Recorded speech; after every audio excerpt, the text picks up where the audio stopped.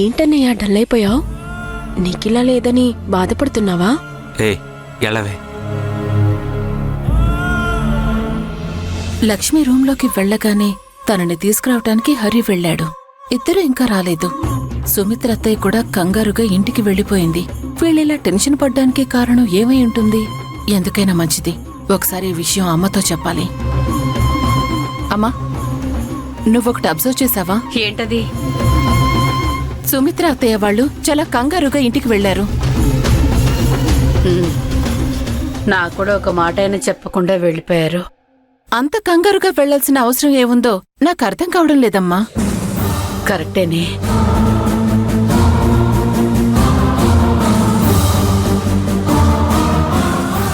పైగా పూజైన మరుక్షణం గదిలోకి వెళ్లిన నీ కొడుకు కోళ్లు ఇంతవరకు బయటికి రాలేదు. ఇవన్నీ ఒకదానికొకటి ఇంటర్లింక్ ఉన్నట్టు అనిపిస్తోంది. ఎక్కడో డౌట్ కొడుతుందమ్మా నాకు.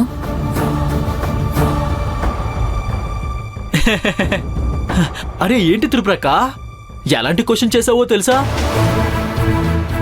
కొత్తగా పెళ్ళైన జంట గదిలోకి వెళ్లి వాళ్ళ పర్సనల్ విషయాలు మాట్లాడుకుంటారు.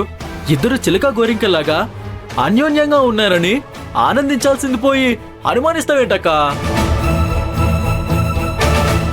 కానీ సుమిత్ర వదిన వెళ్ళొస్తామని ఒక్క మాట కూడా చెప్పకుండా వెళ్ళిపోయారే, ఎందుకలా? నాకేం అర్థం కావడం లేదు. భద్రావతి, నీ కూతురు నీ పక్కనే ఉంది కదా, అందుకే ఇవన్నీ అర్థం కావట్లేదు నీకు. మగదిక్కులేని ఆ ఇంటికి లక్ష్మీయే అన్నీ అయి పోషించింది.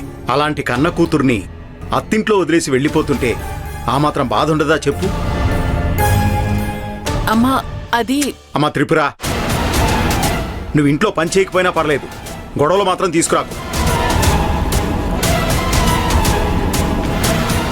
మీ అమ్మని చూడు, పొద్దున్న 4 గంటలకు లేచింది, ఇంకా పని చేస్తూనే ఉంది. కాసేపు కూడా విశ్రాంతి తీసుకోదు. భద్రావతి బాగా అలసిపోయినట్టుంది. మిగిలిన పనులు త్రిపుర చూసుకుంటుంది, నువ్వు వెళ్ళి రెస్ట్ తీసుకో భద్రావతి. అవునండి, ఒళ్ళంతా నొప్పులుగా ఉన్నాయి. త్రిపుర, నేను వెళ్ళి కాసేపు రెస్ట్ తీసుకుంటాను. నువ్వు ఆ పూజ సామాన్లన్నీ తీసేసి ఎక్కడ ఒక్కడ సర్ది పెట్టేసి. సరే అంకుల్, నేను బయలుదేరతాను. నేను వెళ్తున్నట్టు హరికి చెప్పండి. సరే.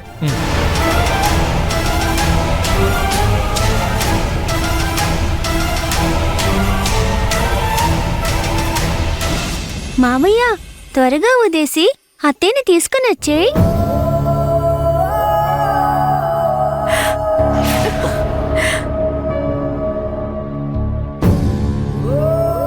లక్ష్మి, మీకు జరిగిందంతా డీటెయిల్డ్గా ఎక్స్ప్లెయిన్ చేస్తాను. అప్పుడు మీకు పరిస్థితి క్లియర్గా అర్థమవుతుంది. ఇంకా మీ మాటలు నమ్మమంటారా? లక్ష్మి ప్లీజ్, దయచేసి ఆవేశపడొద్దు. ఆవేశంలో ఏ నిర్ణయం తీసుకోవద్దు, ఎందుకంటే అది ఎవరికీ మంచిది కాదు. దయచేసి ముందు భోజనానికి రండి ప్లీజ్. వద్దండి, భోజనం వద్దు, ఏమీ వద్దు. కాసేపు నన్ను ఒంటరిగా వదిలేయండి. లేదంటే ఒక్క అబద్ధానికి 100 అబద్ధాలు ఆడాల్సి వస్తుంది.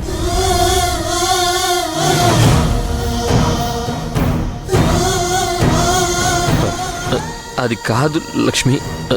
వినడానికి కానీ చెప్పడానికి కానీ ఏమీ మిగలేదండి. మీరు చెప్పేది వింటే ఇంకా ఎన్ని అబద్ధాలు చెప్తారో అని భయం వేస్తుంది. మీ మాటలు వినేంత ధైర్యం నాకు లేదు. లక్ష్మి, లక్ష్మి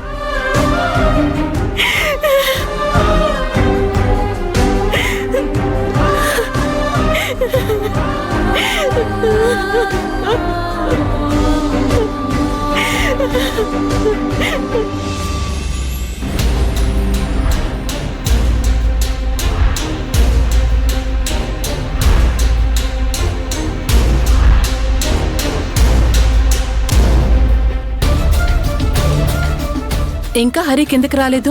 ఒంట్లో ఏమైనా బాగలేదా? ఏమోనే, నేను కూడా వాళ్ళ కోసం ఇందక్కడి నుంచి ఎదురు చూస్తున్నాను. ఇప్పుడు వస్తారా అప్పుడు వస్తారనుకుంటూ ఇంతవరకు వాళ్ళ కిందకే రాలేదు. అమ్మా, మన దగ్గర ఏదో దాస్తున్నారనిపిస్తుంది.